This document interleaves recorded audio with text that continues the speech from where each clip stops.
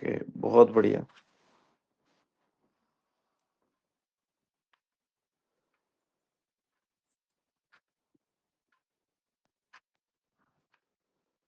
बहुत अच्छा। जो है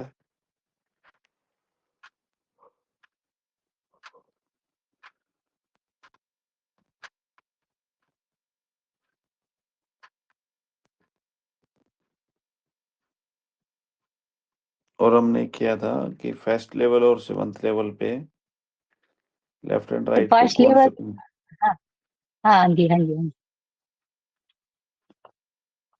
ये सब ग्लैंड किया था। और सर अगर हमारे फर्स्ट लेवल और 7th लेवल में अगर डिफरेंस आता है, और जो हमने सुना था प्रकृति और विकृति का, ऊपर जो सुपरफिशियल लेवल पे हम ये विकृति को देखते हैं, और डीप लेवल पे जो विकृति को फील करते हैं। अगर दोनों में डिफरेंस आता है उसको हेल्थ प्रॉब्लम शो करता है, और अगर जो सेम पल्सेशन होती है तो हेल्थ प्रॉब्लम नहीं होता, मोस्टली नॉर्मल होता है। हम्म।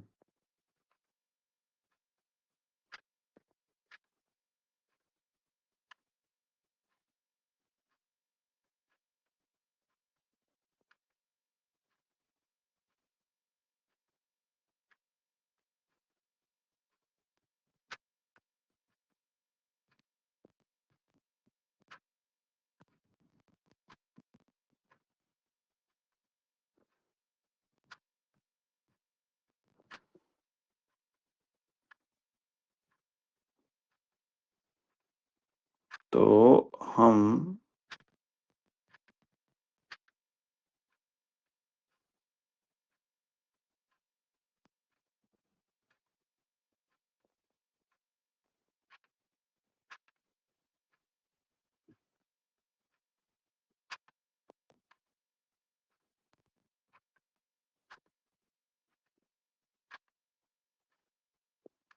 चलिए तो आगे हम देखते हैं।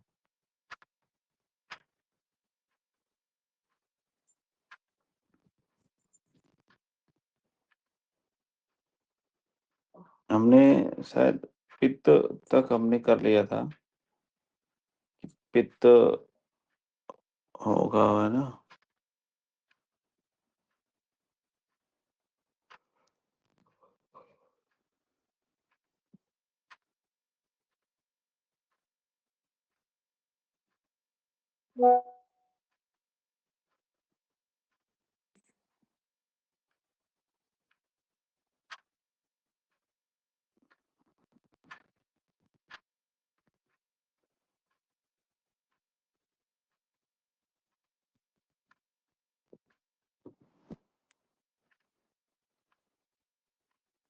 पित्त का फेफड़े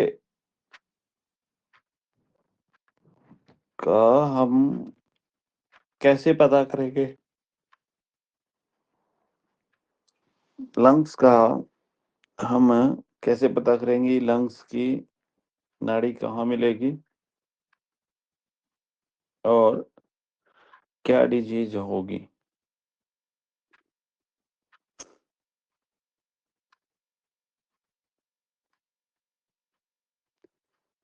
देखिए,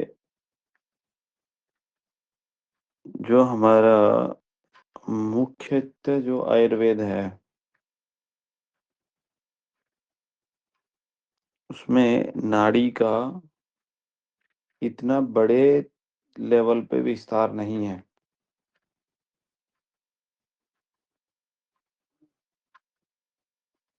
ठीक है?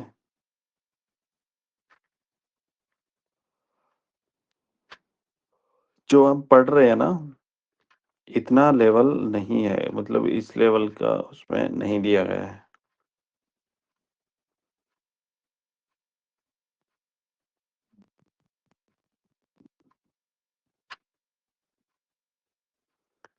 चलिए, और तो ये हम पढ़ कहाँ रहे हैं?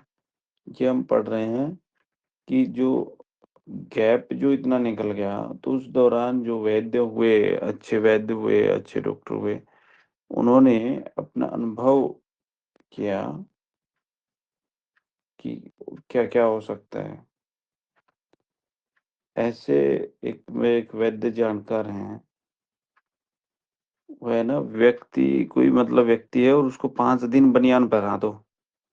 उस बनियान को देख कर के ही रोग बता देंगी कि इस व्यक्ति को ये ऐसा रोग है, केवल बनियान को देख कर के। पेशेंट ले जाने की ज़रूरत ही नहीं है।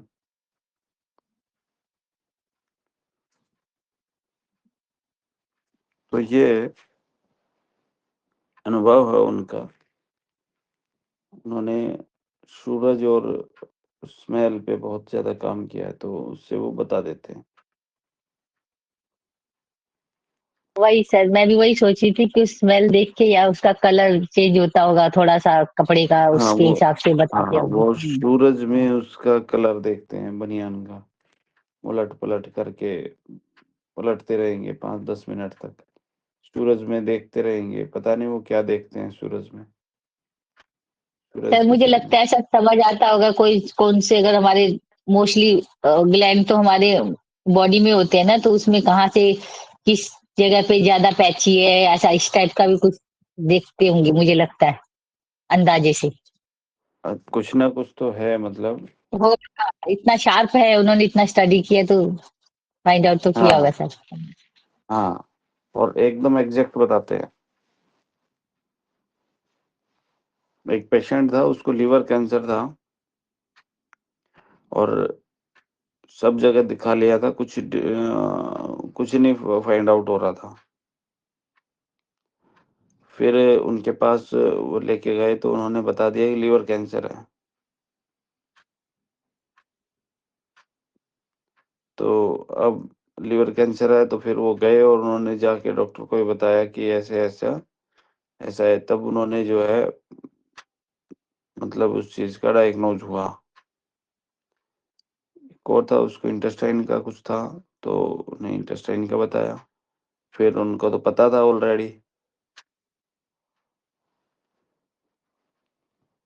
तो ये सब उनके जीवन की मतलब जो उन्होंने 20 साल, 30 साल, 50 साल जो दिए, कि उस जीवन का अनुभव है।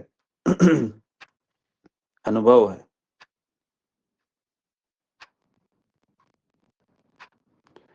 तो हमें भी मतलब ये मान लो कि जब 5 साल हो जाएँगे इसी को करते, करते, करते, करते,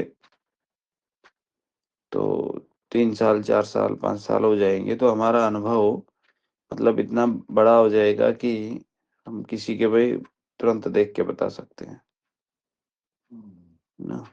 तो वो आएँगे, अभी यस तो सर। फ़ॉरेन में हैं, तो वो आएँगे तब वो सिखाएँगे हमें ये चीज़, है ना? बस 20, 30, 50, 100 पेशेंट करके और वो इसमें बताएँगे कि क्या चीज़ें होती हैं, कैसे होता है। तो चलिए, तो फेफड़े की नाड़ी पे हम बात कर रहे थे। फेफड़े की नाड़ी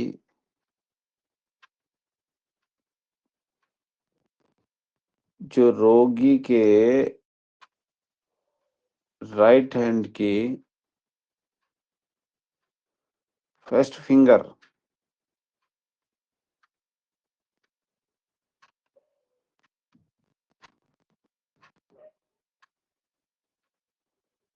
पर मिलती है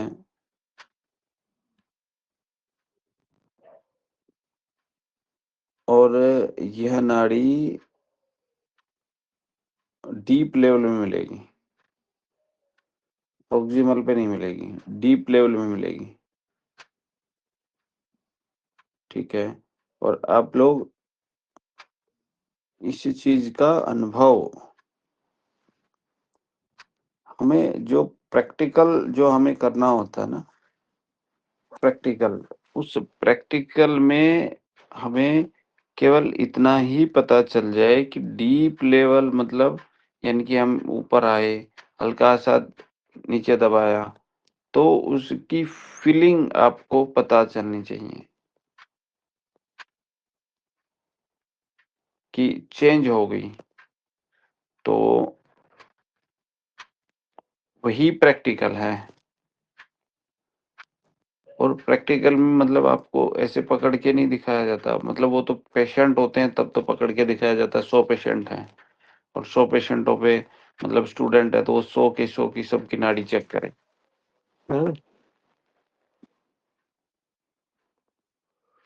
प्रैक्टिकल होता है पेशेंट पर, और साधारण व्यक्ति है तो उसमें उंगली को मतलब चलाना सीखा जाता है।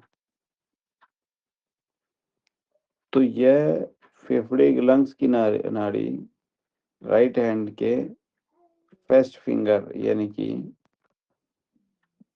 वात वात की जो नाड़ी है, फिंगर है, उस पर मिलती है, लेकिन डीप लेवल पे मिलेगी।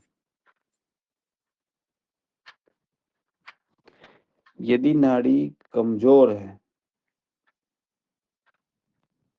डीप लेवल पे यदि नाड़ी कमजोर है, तो हमें ये समझना चाहिए कि फेफड़े की शक्ति कम है। ठीक है।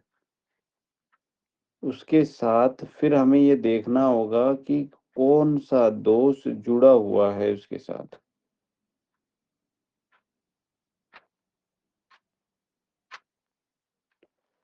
कौन सा दोष जुड़ा हुआ है मतलब कि कौन सा स्पंदन मिल रहा है हमें, वहां पे कौन सी स्पाइक मिल रही है।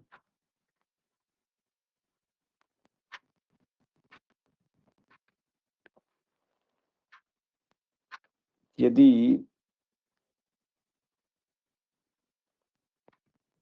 नाड़ी कमजोर है, पहली चीज तो मतलब वो कमजोर है तो उसकी जो स्पाइक और वो होंगी वो तो कमजोर रहेंगी। उसके साथ मान लो नाड़ी कमजोर है और कफ का स्पाइक मिल रहा है।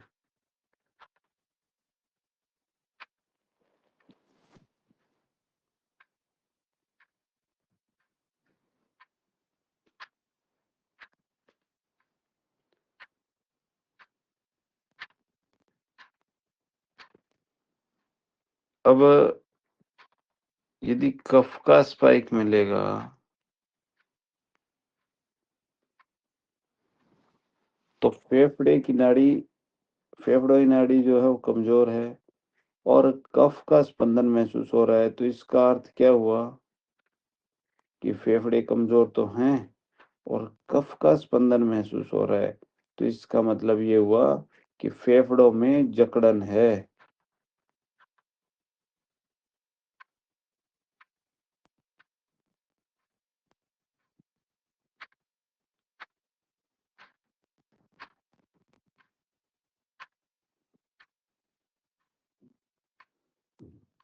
अच्छा, ये बात कौन बताएगा कि फेफड़ों की नाड़ी कमजोर है और कफ का स्पाइक मिल रहा है, तो इसका मतलब क्या हुआ।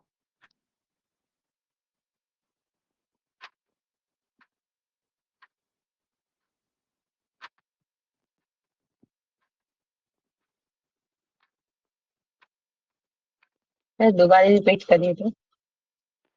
फेफड़े की नाड़ी कमजोर है और कफ का स्पाइक मिल रहा है, मतलब हमने देखा ना कि देखो जैसे लंग्स की नाड़ी हमें चेक करनी है, तो लंग्स की जो नाड़ी है वो मिलती है फर्स्ट फिंगर पर, वात की उस पर, लेकिन वात में भी डीप लेवल पे जाके।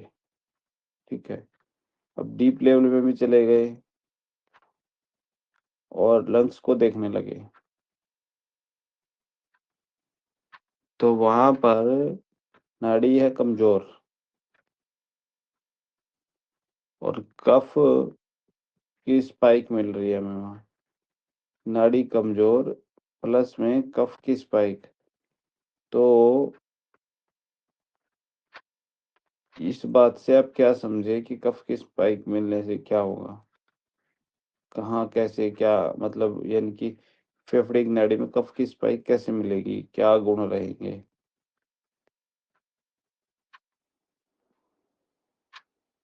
सर कफ की नाड़ी वीक है तो मीन्स कफ का जो भी दोष है वो होगा ना सर, ऐसा जैसा। फेफड़े जो भी फेफड़े की नाड़ी फेफड़े का जो, कमजोर है। हाँ, तो फेफड़े से रिलेटेड जितने भी हेल्थ प्रॉब्लम है वो सब उनमें से कुछ हो सकता है ना सर, रेस्पिरेटरी प्रॉब्लम और कुछ कोई भी इन्फेक्शन चेस्ट में।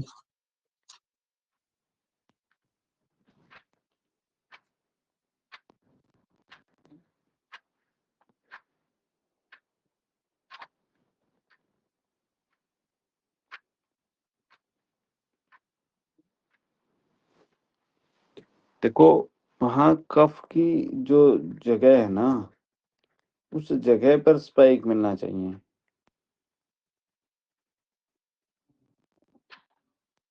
वात की फिंगर पे जब आप चेक करते हैं तो कफ की स्पाइक मिलने का मतलब ये है कि कफ की जगह पर स्पाइक मिलेगा।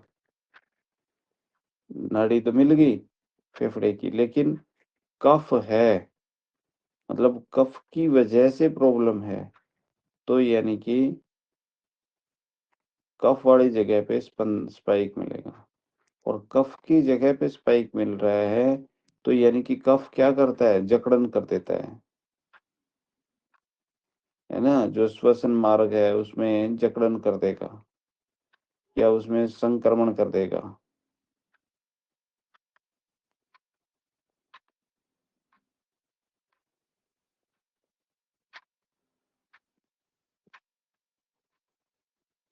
और ऐसे में मतलब उसमें क्या होगा, नाक बहेगी, गला भरेगा ना, गले में वो आ जाता है, छाती में भारीपन आ जाएगा।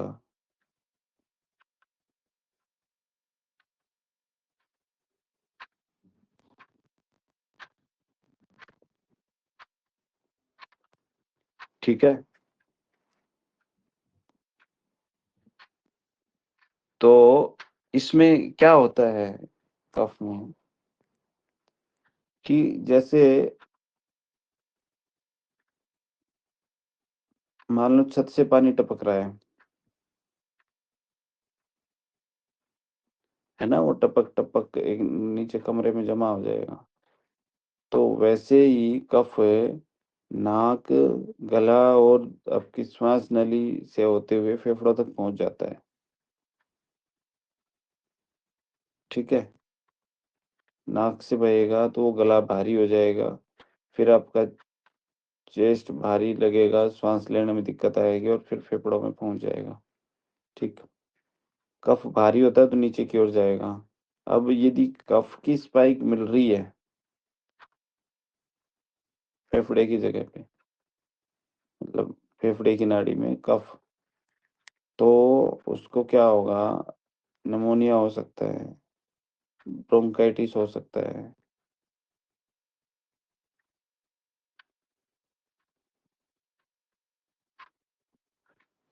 ठीक है, या फिर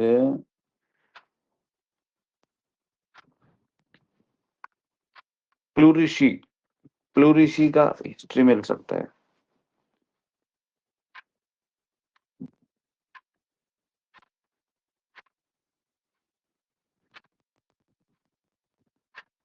और कफ भी अब कितने प्रकार के हैं?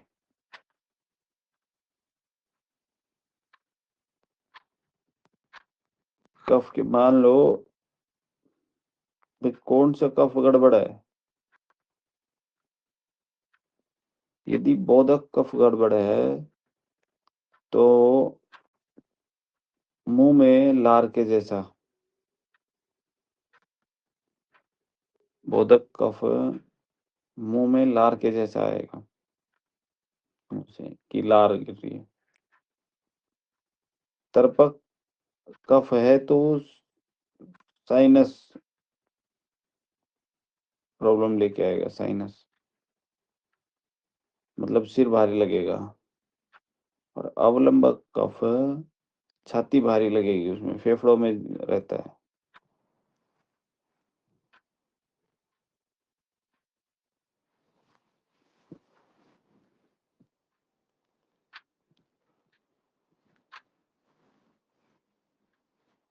और जो ऐसे लोग होते हैं ऐसे लोगों को वसंत ऋतु में कफ का काल होता है ना, तो उनको मतलब एलर्जी हो जाती है। ठीक है, उनको फूलों से एलर्जी, धूल से, या और मतलब उस टाइम पे जाके उनको एलर्जी होना शुरू होता है।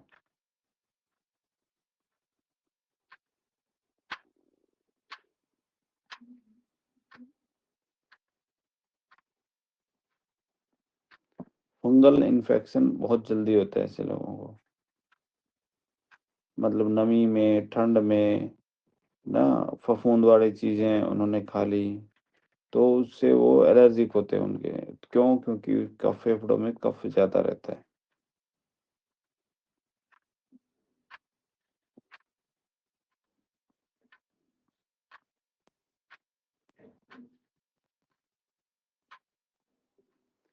और यदि यही चीज फेफड़ों में पित्त मिल रहा है हमें,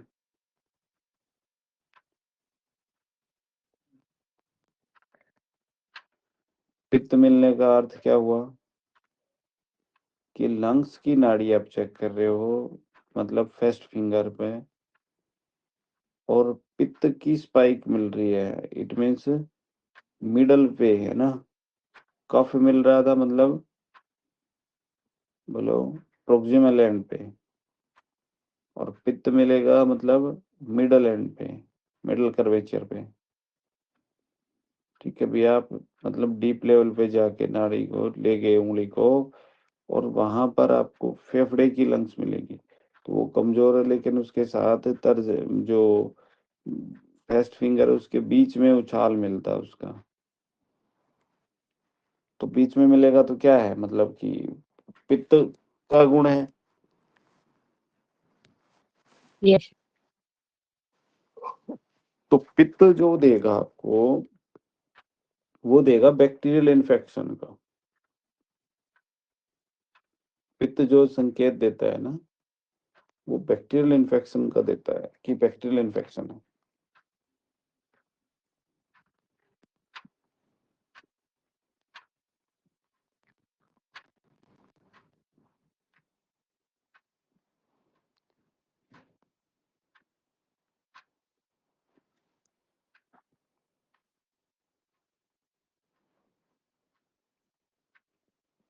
उसमें क्या होगा, खांसी आएगी, लेकिन खांसी के साथ जलन, बुखार,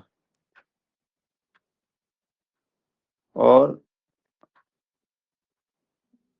बलगम कैसा आएगा?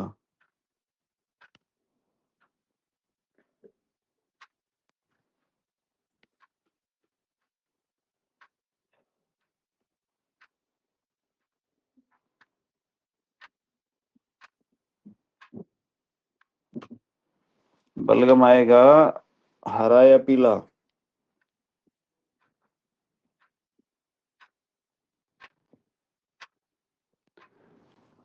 खांसी आ रही है और खांसी के साथ जलन हो रहा है, बुखार भी हो रहा है, बलगम जो आ रहा है, कफ जो आ रहा है, वो हरा या पीला आ रहा है, और छाती में गर्मी सी महसूस हो रही है, तो समझिए पित्त बढ़ा हुआ है।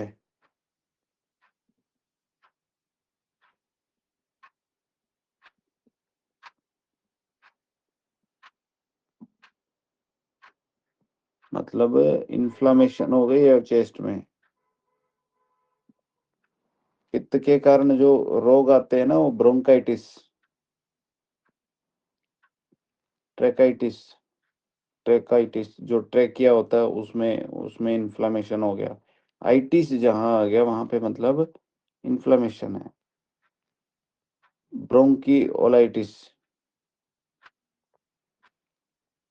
एलियोलाइटिस, जो एलिवोइली हमारी लेयर होती है, एलिवोइली जो ऑक्सीजन मतलब सब गैसों को अलग करती है, प्लूराइटिस।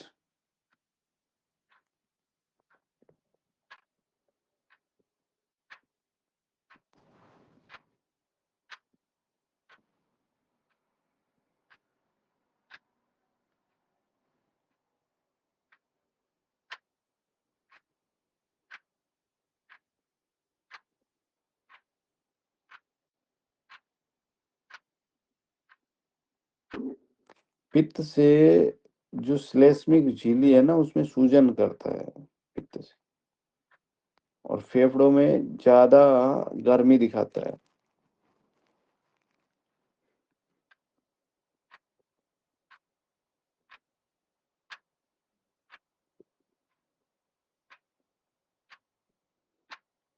और जब पित्त अधिक होता है तो उसको केमिकल सेंसिटिविटी भी होती है। पित्त यदि ज़्यादा है तो उसको केमिकल सेंसिटिविटी मिलेगी। मतलब जैसे किसी केमिकल से, मतलब कुछ लोगों को देखा होगा ना, कहीं रंग पेंट कर रहे हैं तो वहाँ पे उनको घुटन महसूस होगी, कोई स्मेल वो नहीं कर सकते, धुएँ से उनको प्रॉब्लम होती है। तो ऐसे आप देखेंगे कि जिनको चेस्ट की प्रॉब्लम है लेकिन अलग-अलग होती है। किसी को तो बलगम आएगा ही नहीं, बोले कि मेरे को बलगम नहीं आता। उनको मतलब बोले मेरे केमिकल से एलर्जी होती है। किसी को केमिकल से एलर्जी नहीं होती, किसी को किसी ख़ास चीज़ से। तो ऐसे यानी कि आप पकड़ सकते हैं कि उसको पित्त ज़्यादा है कि कफ़ ज़्यादा है।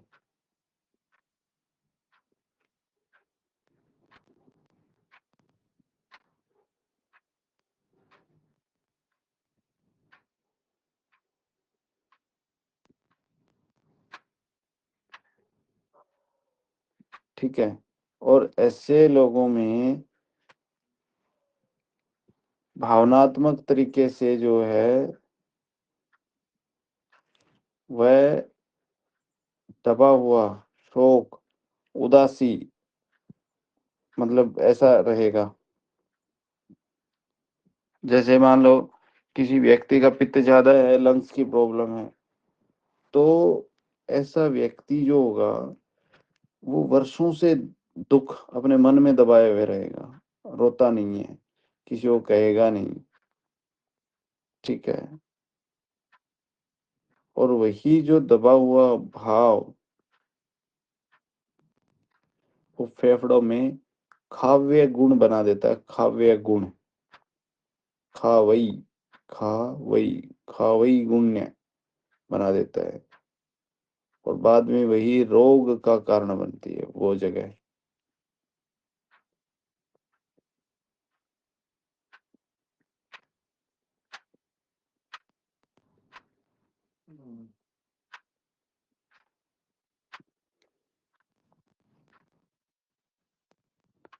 और यदि पित्त कफ को धकेल दे,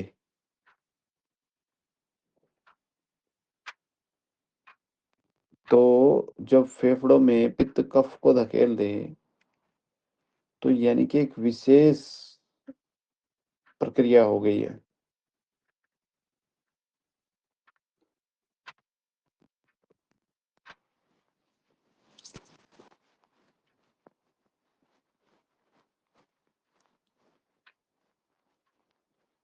और इसके लिए हम क्या कर सकते हैं, जब मतलब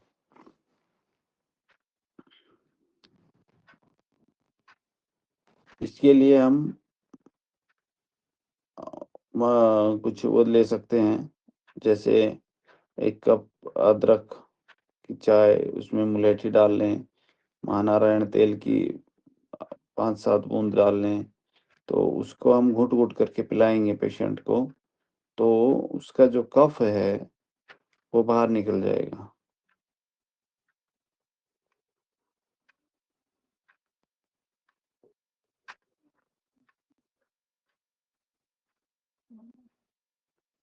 ठीक है? अब यदि सेम वात चला जाता है, मतलब वात यदि है, तो फेफड़ों में वात है, तो फिर क्या होगा? तो पहली चीज़, वात है तो आपकी क्या बोलते हैं, इंडेक्स फिंगर पे, वात वाली जगह पे, यानी कि डिस्टल कर्वेचर पे आपको स्पाइक महसूस होगी।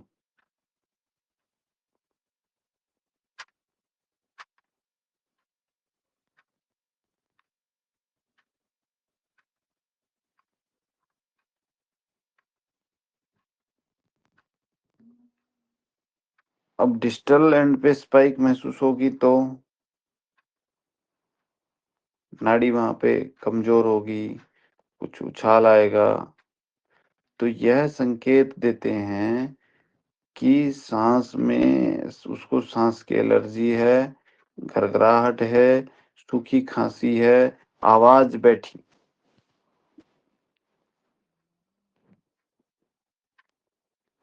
सूखी खांसी जो होती है ना, इसका मतलब है कि उस व्यक्ति को वात बढ़ने से सूखी खांसी हुई है।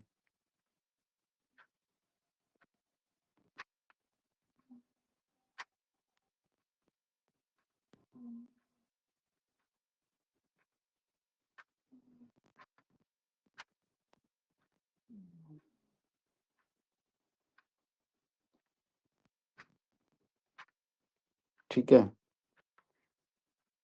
आवाज बैठी हुई है, सांस की एलर्जी है। जैसे उदाहरण मान लो, कोई पुरानी सूखी हुई रबड़ की पाइप है, वो हार्ड होगी, तो वैसे ही फेफड़े सूख जाते हैं क्योंकि वात सुखा देती है।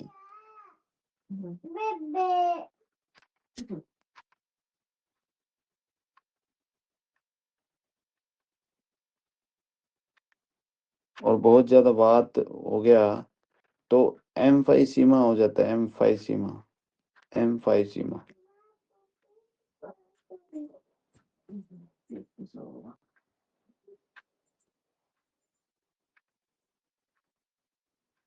एम्फाइसीमा मतलब फेफड़ों में वात के कारण बहुत ज्यादा फुलाव हो सकता है, बहुत ज्यादा फुलाव। ठीक है, जैसे अगर मान लो हमारे पास कोई गुब्बारा है और उसको बार बार हम फुलाएं और बहुत ज्यादा फुलाएं बार बार, तो वह अपनी जो लचक है उसको खो देगा। उसके अंदर जो लचक होती है, उस लचक को वह खो देता है, और अपनी लचक खोने के कुछ देर बाद या कुछ जगह से वो क्या हो जाएगा, फट जाता है। तो उसी प्रकार जब वात बहुत ज्यादा बढ़ जाती है तो एलियोलाई जो है, एल्वियोलाई फट जाते हैं।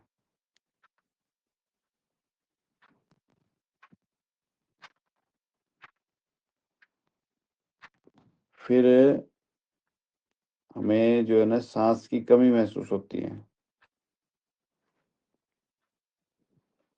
क्या होता है, एलियोलाई फट जाएंगे तो सांस की कमी महसूस होनी शुरू हो जाती है कि सांस अंदर पूरी तरह नहीं जा पा रहा है हमें।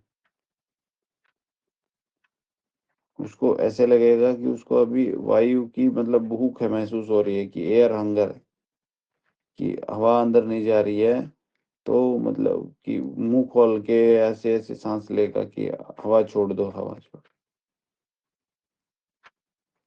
इसका मतलब कि उसकी एल्वोएली बहुत लचक हो गई थी, बहुत ज्यादा उसमें, और कहीं ना कहीं से लीकेज हो गई है।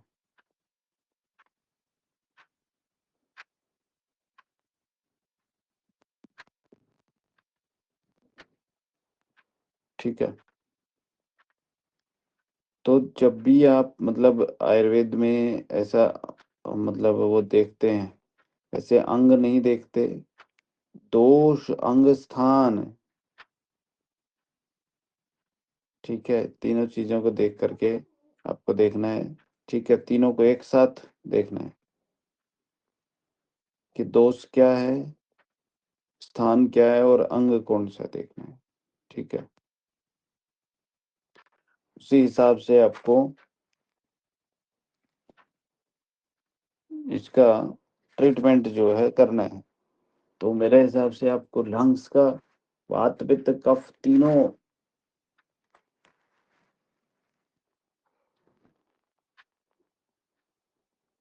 समझ में आ गया होगा। Yes sir. सर एक एक कंफ्यूजन थोड़ा सा हुआ है। हम्म। जैसे वात का गुण है, ज्यादा दबाने से गायब हो जाती है। अगर डीप लेवल पे दबाएंगे तो सर कितना दबाएंगे कि वो मिस गायब ना हो और हमको फील करना है 7th लेवल पे। वैसे तो हम 7th हाँ, लेवल पे वो नहीं हमें सोचा था कि वो फील तो होनी चाहिए ना। वही सर, क्योंकि हम्म। दबाने से तो उसका गुण ही है गायब होने का। तो फिर वो 7th लेवल पे पहुंचने में कैसे फील करना वो उसका।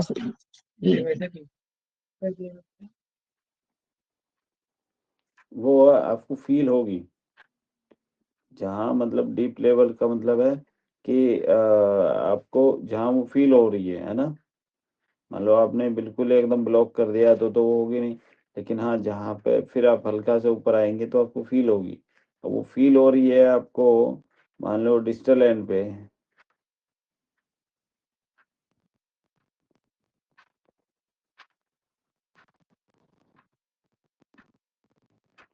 ठीक है? यस तो सर। वहाँ पर आपको वो फील होनी चाहिए।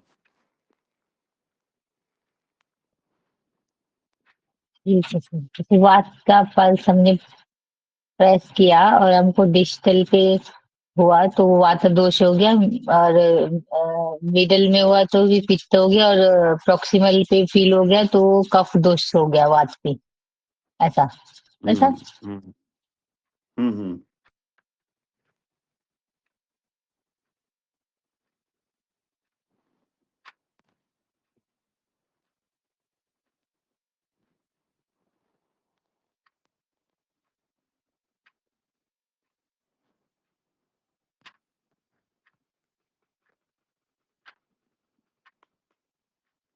अच्छा, अ, लंग्स का ही रख लें कि आगे और आगे देखें? बताओ।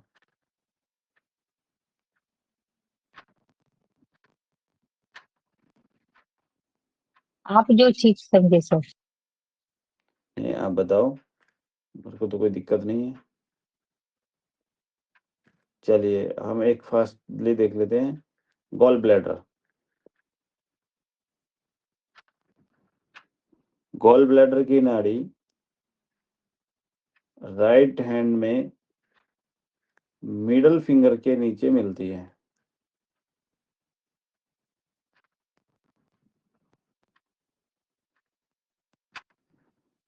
ठीक है? रोगी के दाएँ हाथ में दाएँ साइड, क्योंकि गॉल ब्लैडर है कहाँ पे? राइट साइड में, है ना? तो ऐसे आप समझ सकते हो कि गॉल ब्लैडर राइट में है तो आपको उसकी नाड़ी भी राइट में ही मिलेगी, है ना? और गॉल ब्लैडर ऊपर की साइड में है तो मतलब उसकी नाड़ी भी आपको ऊपर ही मिल जाएगी।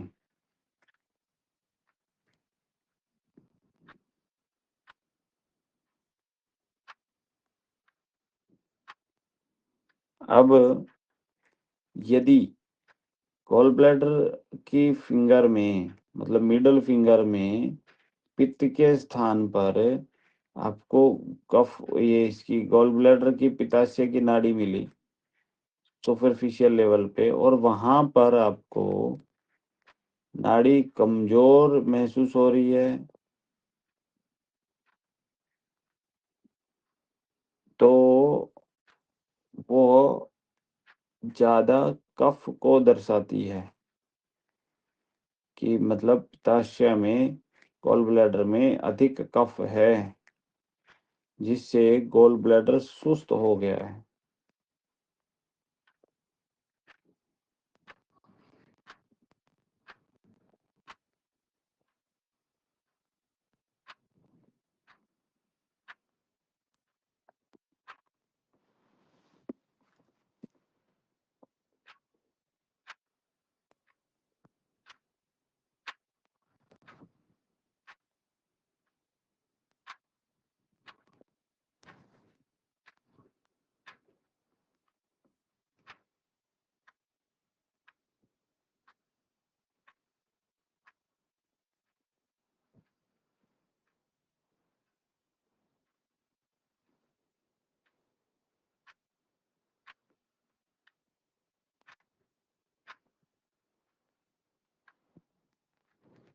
ठीक है?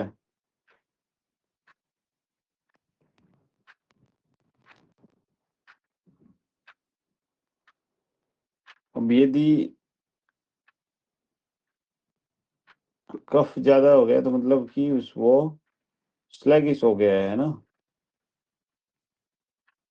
उसमें सुस्ती आ गई है।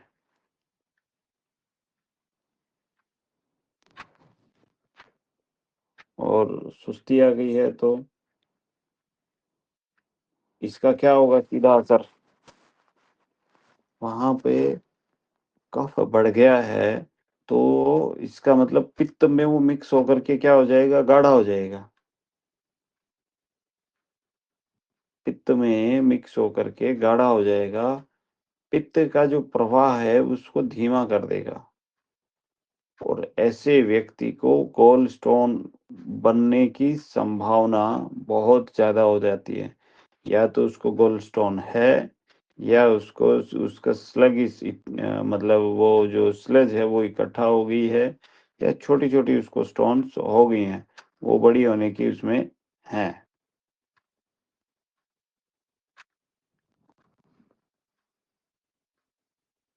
यानी कि आप मिडल फिंगर पे आप चेक कर रहे हो और मिडल फिंगर पे आपको गॉल ब्लैडर की स्पाइक में उधर आपको कफ की उस पे मिल रही है। ठीक है? तो यानी कि आप बता सकते हो कि आपको गॉल स्टोन या तो है या फिर बढ़ने जा रहा है।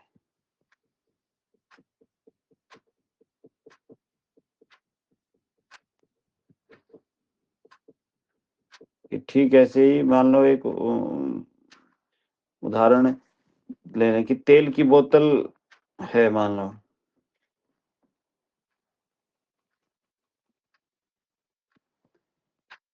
तेल की एक बोतल है उसको ठंड में रख दें हम, तो क्या हो जाएगा?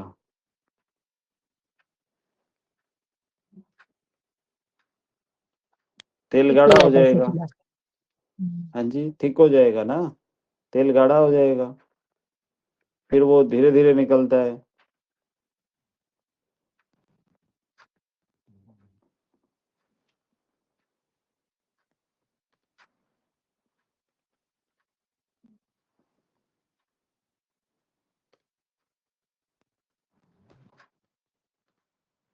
वो धीरे-धीरे निकलता है, ठीक वैसे ही कफ यदि बढ़ जाता है, तो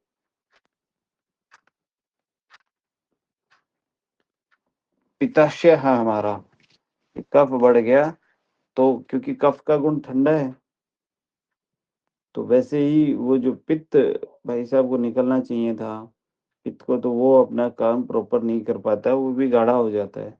और वो गाढ़ा होकर के फिर जमने लग जाता है, वो धीरे-धीरे निकलता है। धीरे-धीरे निकलेगा तो उधर वो मतलब जितना निकलना चाहिए था उतना निकलेगा नहीं, तो फिर वो वहाँ पे जमना शुरू हो जाता है।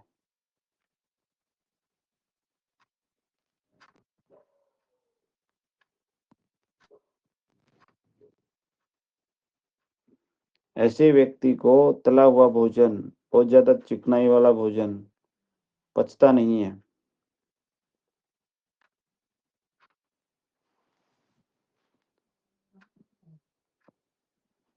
मान लो उसको आपने वो दे दिया तिल, तो तिल से उसके पेट में गड़बड़ हो जाएगी।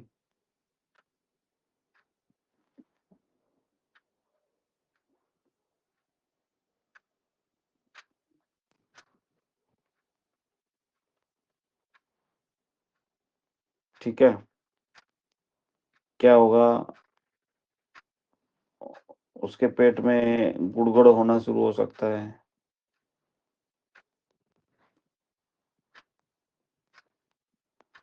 सिर दर्द हो सकता है। उसने खाया, मान लो उसने मक्खन खा लिया और उसने मक्खन खा के और जो है उसको या भारी भोजन खा लिया, ज़्यादा तला हुआ खा लिया, तो उसके खाने के बाद उसको सिर दर्द हो सकता है या राइट साइड में उधर जहाँ गॉल ब्लैडर होता है उस एरिया में भारीपन हो सकता है कि इधर मतलब पेट उसका भारी लग सकता है ये खाने के बाद।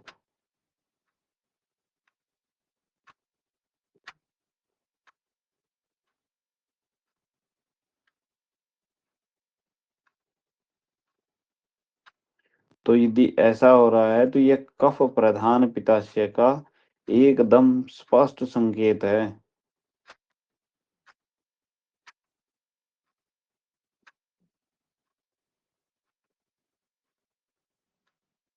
तो आपको तुरंत से ये पता चल जाएगा कि यार इसको गॉल ब्लैडर में कुछ ना कुछ फॉल्ट है।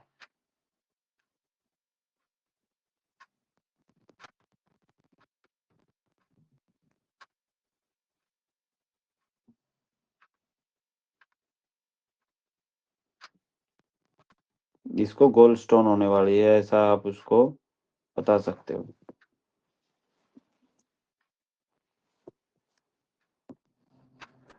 अब यदि पित्ताशय की नाड़ी कमजोर है और पित्त का उछाल मिले उसमें, यानी कि पित्त की जगह पे,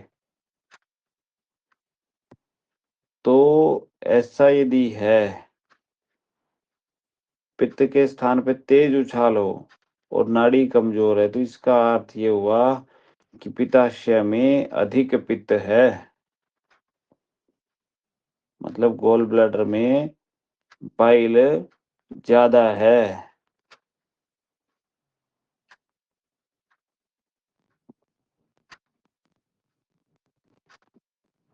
ठीक है, तो इससे क्या होता है? इससे होता है कोलसिस्टाइटिस।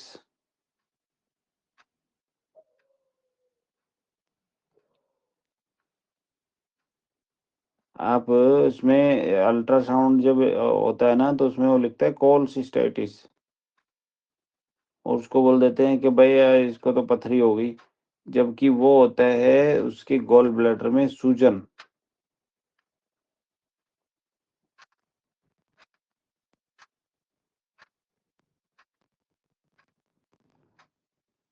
ठीक है, और सूजन की वजह से कोलसिस्टाइटिस का मतलब ये होता है कि पित्ताशय की सूजन। और उससे यदि हम लक्षण देखें, तो उसमें लक्षण क्या होगा कि पेट में ऊपर राइट साइड में जहाँ गॉल ब्लैडर उधर दर्द होगा, और यदि आप दबाओगे तो दबाने पे दर्द जो है बढ़ जाता है।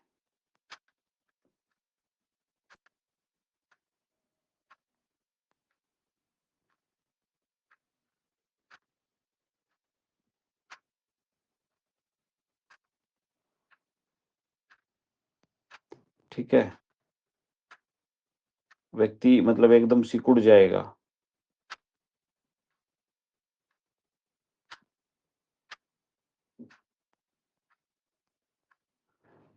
अब अधिक पित्त से होता क्या है? अधिक पित्त से जो एसिडिक इंडाइजेशन हो गया उसको,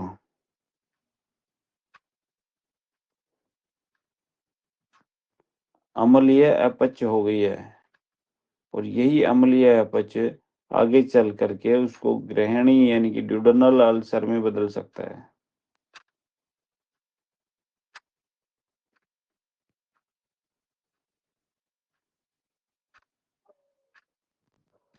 और किसी-किसी को किसी-किसी को क्या मतलब, ये जो है पित्त की जो गर्मी है, उस गर्मी के कारण पीठ में भी उसको जकड़न महसूस होती है। पीछे पीठ में वो बताएगा कि मेरे को इधर खिंचाव सा महसूस हो रहा है। तो समझ जाइए कि उसके गॉल ब्लैडर में बाइल ज़्यादा है, हीट है उधर।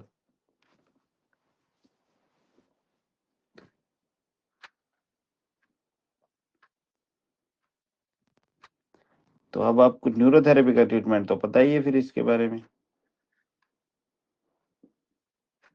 हीट कम करनी है आपको, उसको ठंडा करना है गॉल ब्लैडर को, उधर से रिलीज कराना है, उसका एसिडिक जो हो गया है उसको कम करना है।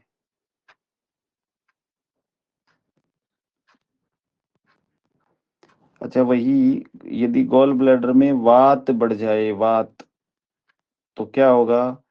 रिंग फिंगर के डिस्टल एंड पे स्पाइक मिलेगी, पित्ताशय की नाड़ी कमजोर और वात उसका उछाल दिखे, यानी कि वात का अर्थ ये हुआ कि उधर डिस्टल एंड पे है ना? तो मतलब कि पित्ताशय में पित्त की कमी है।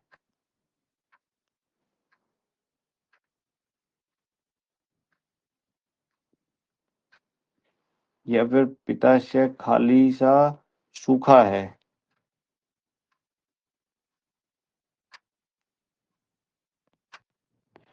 और जब पित्ताशय में वात बढ़ता है, तो इसका जो दर्द है, वो कहाँ दिखेगा? वो दिखेगा आपको गर्दन में जकड़न, कंधों में जकड़न।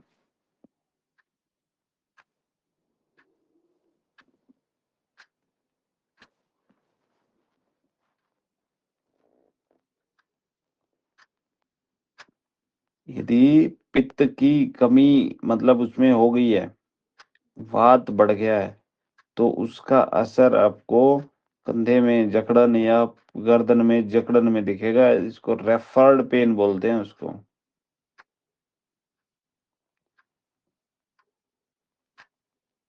और हमें यदि कंधे में जकड़न है, गर्दन में जकड़न है, तो हम उसको कंधे को और गर्दन को ही मसलते रहें, उसी को जो है ना रगड़ते रहें, उसी पे मालिश करते रहें, तो क्या बताओ निकल सकता है वो जकड़न?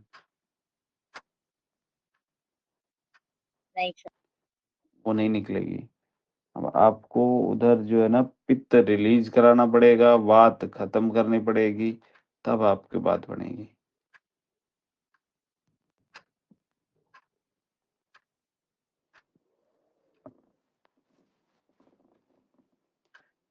जैसे बिजली का तार मान लो एक जगह से खराब हो गया और उस एक जगह से खराब होने की वजह से उसका झटका कहीं दूसरी जगह महसूस हो,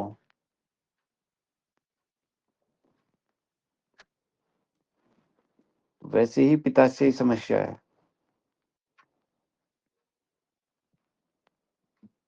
ठीक है? कि गर्दन और कंधे में दिखती है।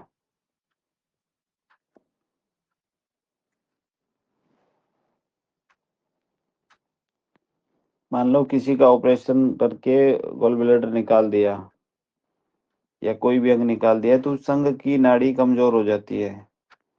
पित्ताशय ना मान लो निकाल दिया, तो उसकी पित्त की नाड़ी जो गॉल ब्लैडर की नाड़ी है, वो हमेशा कमजोर रहेगी। फेफड़े का कोई भाग निकाल दिया मान लो, तो फेफड़े का भाग वो उधर फेफड़े का मतलब जो है वो कमजोर रहेगा। और यदि किसी व्यक्ति का अंग ट्रांसप्लांट कर दिया है, तो उस व्यक्ति के अंग में मतलब जिस अंग में प्रत्यारोपण किया गया है, ट्रांसप्लांट किया गया है,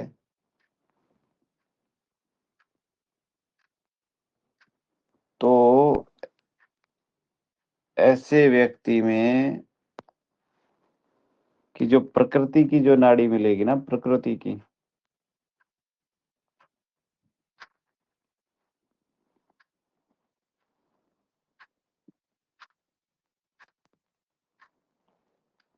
वह तो मिलेगी, लेकिन प्रत्यारोपित अंग जो है, उसकी नाड़ी आपको नहीं मिलेगी या बहुत कमजोर मिलेगी।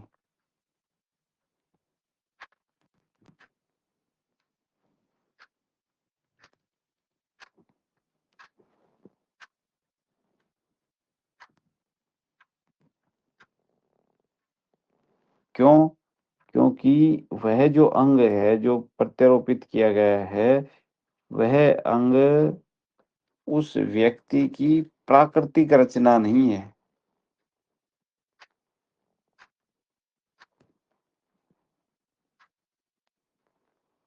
जैसे मान लो आप ताला खोल रहे हो,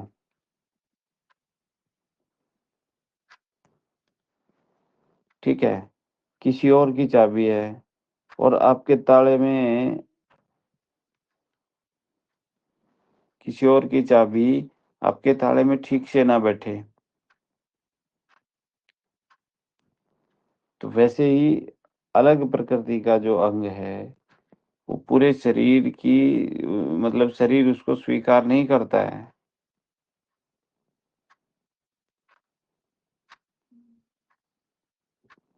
क्योंकि जैसे ब्लड चढ़ाते हैं, तो केवल उस ब्लड में ग्रुप मिलाया जाता है कि किस ग्रुप का है। और उस ग्रुप में भी आप देखेंगे कि ग्रुप मैच करने के बाद भी बहुत सारे लोगों को 90% लोगों को प्रॉब्लम्स आती ही आती है। उसको एलर्जी हो गई, कुछ और हो गया और कुछ हो गया, कुछ ना कुछ। क्यों? क्योंकि वह यही कारण है कि चाबी किसी और की, ताला कोई और उसमें हम फँसा रहे हैं, तो वो सही से ताल में नहीं बैठती है।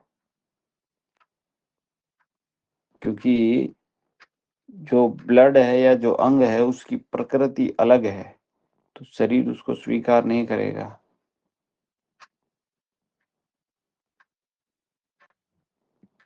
लेकिन उसमें यदि समान प्रकृति वाला सेम एचबी जो होता है, तो उसमें मतलब रिजेक्शन की संभावना कम होती है वैसे,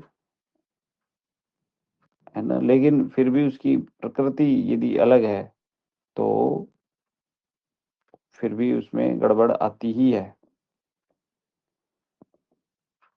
ठीक है? और प्रत्येक अंग की एक मेमोरी होती है।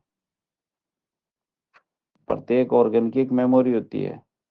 उसमें आयुर्वेद कहता है कि अकेला मस्तिष्क में ही मेमोरी नहीं होती, बल्कि हृदय, यकृत, गुर्दे और अन्य भागों।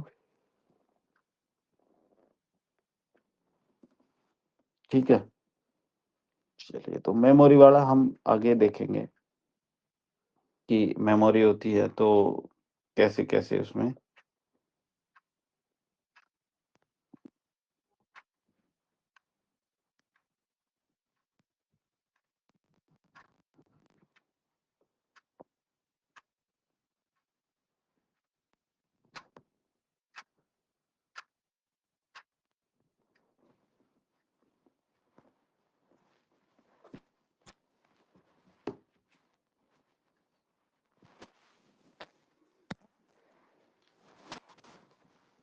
मेमोरी कल देखते हैं, फिर कल हम लीवर को पढ़ेंगे।